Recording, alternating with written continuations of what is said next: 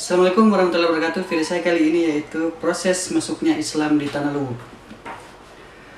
Proses masuknya Islam di Kedaton Luwu berjalan dengan damai. Agama Islam mula-mula masuk di daerah Bua yang dibawa oleh 3 mubalik yang berasal dari Minangkabau, Sumatera Utara. Abdul Makmur, Khatib Sulaiman, dan Khatib Bungsu.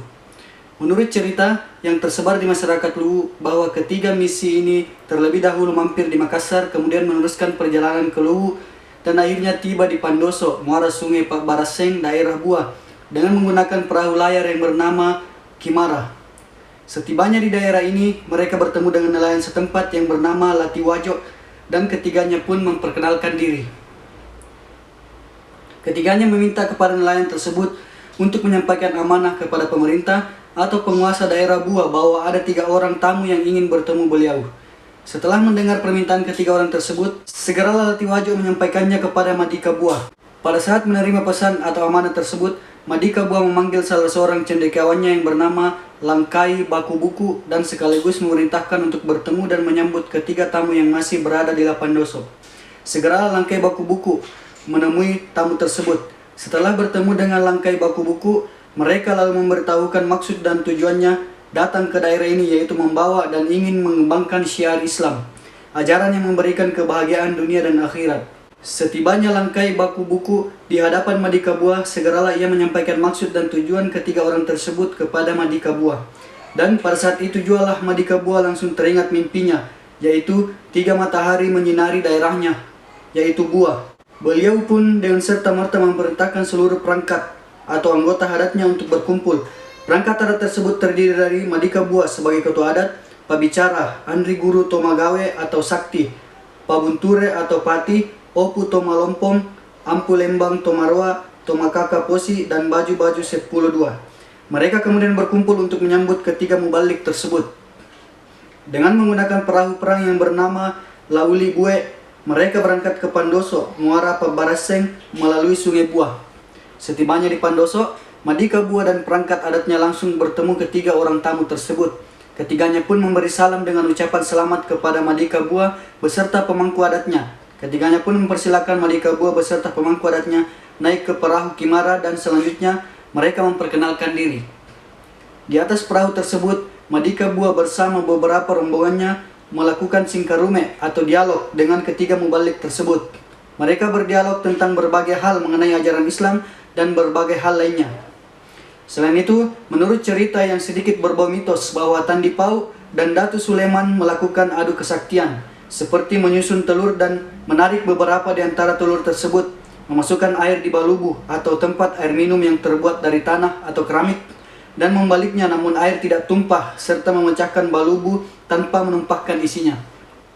Setelah proses tersebut, akhirnya Madika Bua dan para pemangku adatnya memeluk agama Islam dengan terlebih dahulu mengucapkan 2 kalimat syahadat.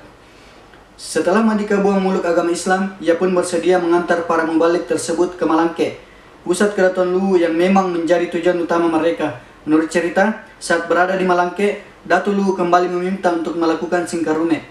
Saat Datu Sulaiman datang membawa ajaran Islam, ketika itu Datu Luwu Patiarase atau Lapatiware yang memerintah pada tahun 1985 sampai 1610 telah mempunyai anak 3. Mereka adalah Patiaraja umur 12 tahun, Pati Pasaung 10 tahun, dan Karaeng Bainea 6 tahun. Adik ipar Raja Luwu Tepu Karaeng 25 tahun ada pula di istana. Lapatiware memeluk Islam pada hari Jumat tanggal 15 Ramadan tahun 1013. Baginda diberi gelar Arab Sultan Muhammad Mudaruddin, dan ketika mangkat diberi gelar Matin Roy Riware.